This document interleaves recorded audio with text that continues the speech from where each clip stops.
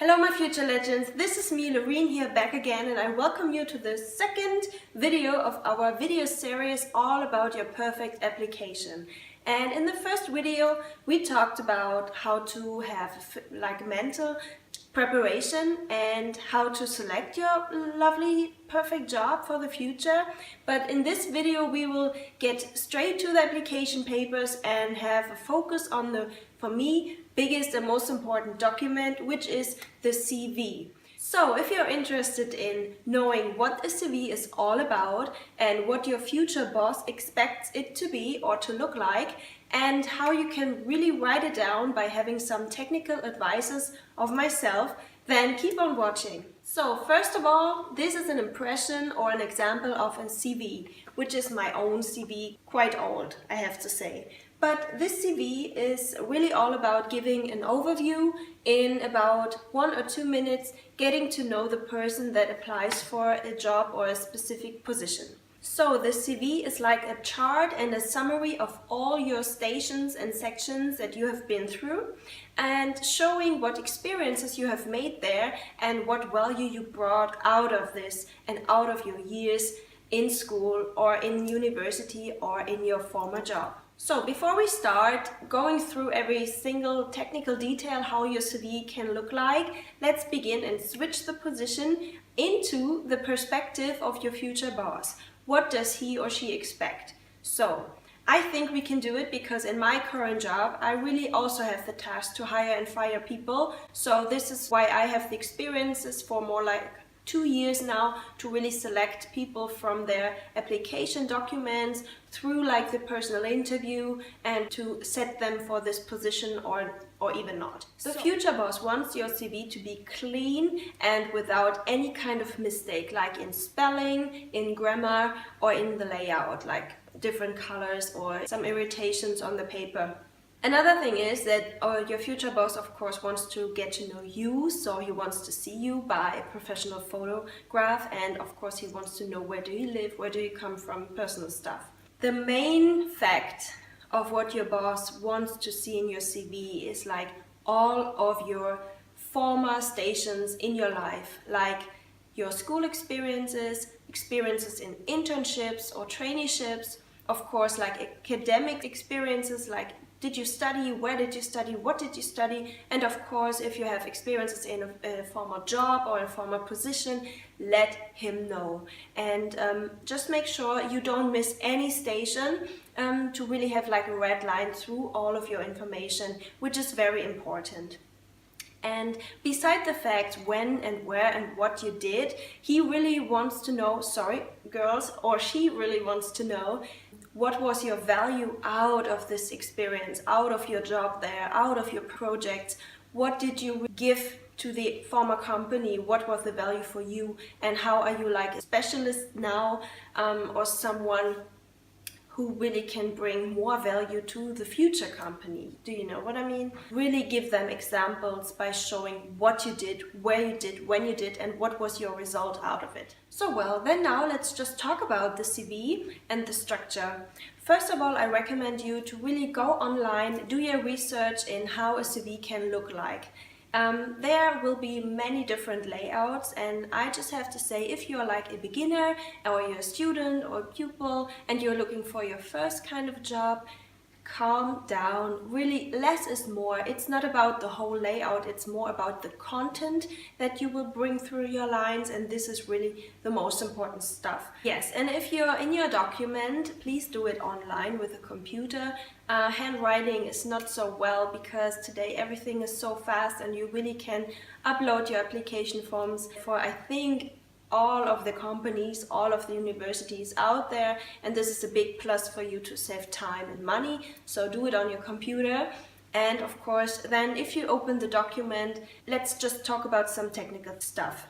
The writing, keep it simple, keep it like a standard. It's like Times New Roman or Arial in 10 or 12 is so good and great enough, and you can't go wrong with it. The next thing to the structure of your CV, I would just show my example, is like, of course, give the first information of you, how's your name, how can somebody reach you by having your own homepage, email address, or cell phone number.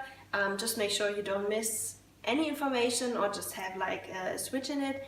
Keep all the data correct, okay?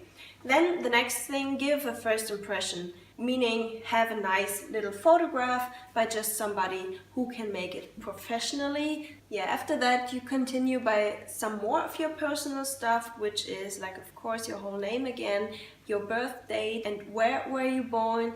And if you're like in school now, it's quite possible to give some more information about your parents, like what do they do on their work-life basis.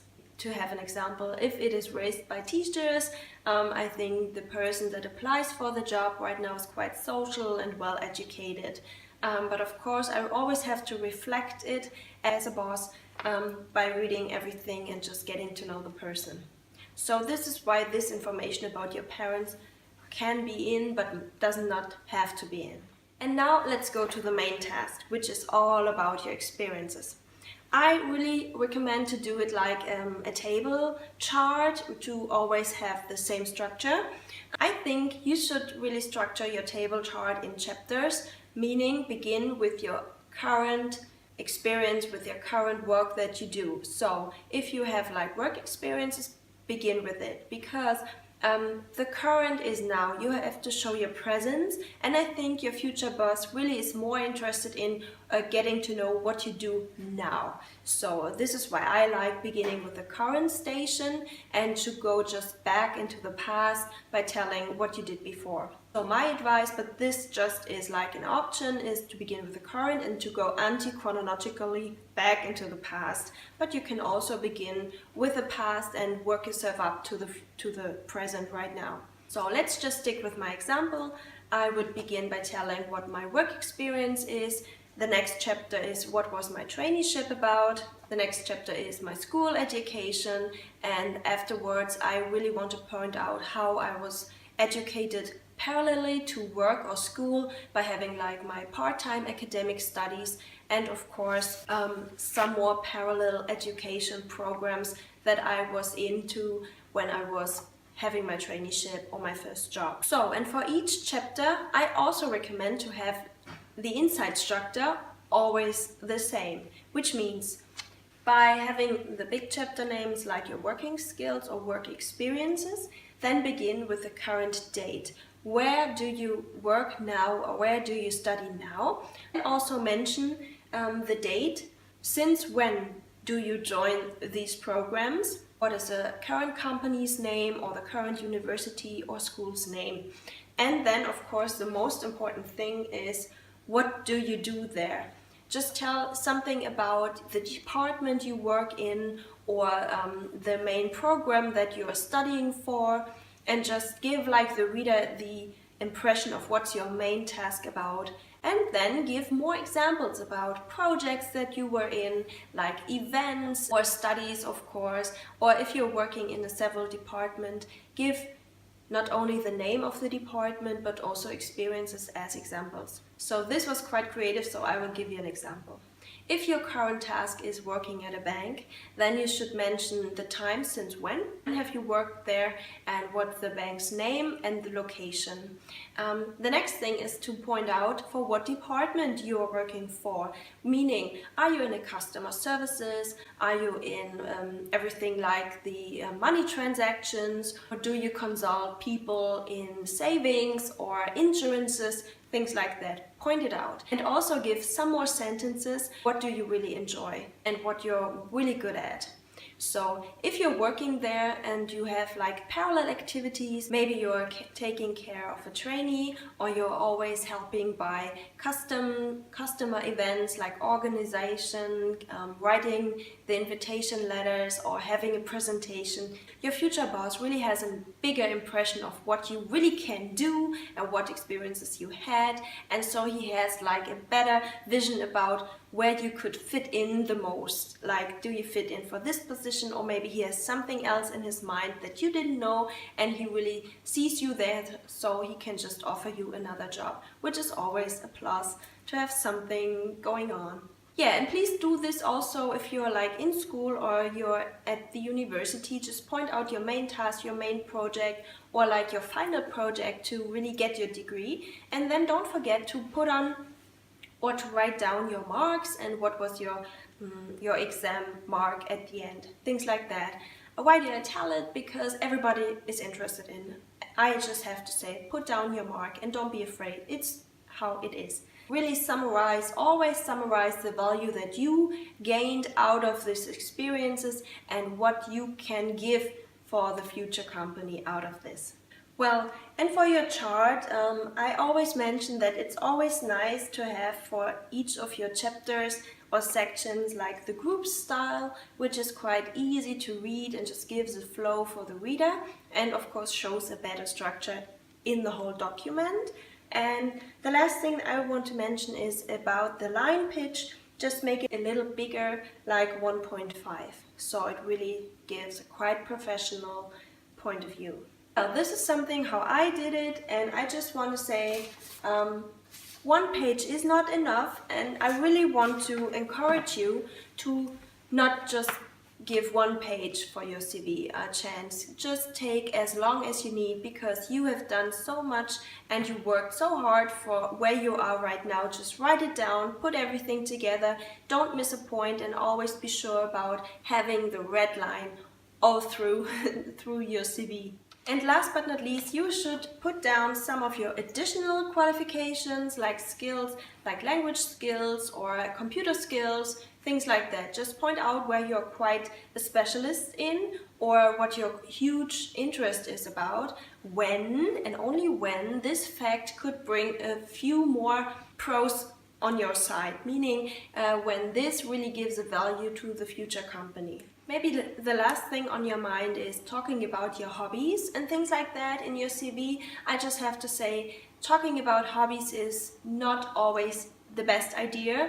But if you have like a special hobby that really stays in the mind of your future boss, then you should mention it. But just always think about what impression you also can give through these lines by telling, like, maybe you're into video games. So by this example, I can say sometimes the reader thinks, oh, this is a person who has not so many social contacts, or a person who is always at home being like a couch potato, things like that.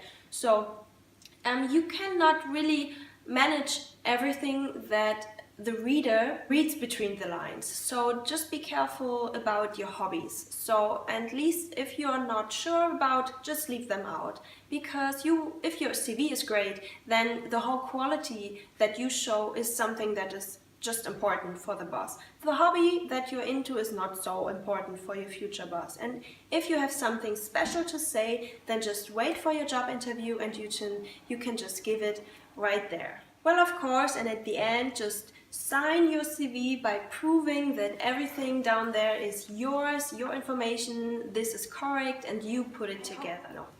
So legends, this is it for today's video. I hope you really liked every information about this CV and you are quite motivated right now to really put your pen to paper and write everything down that you need. Just give me your thumbs up if you like it, or write some comments down below. And please write some comments down below, or questions that maybe we haven't answered yet. So I would just love to read it and answer them soon.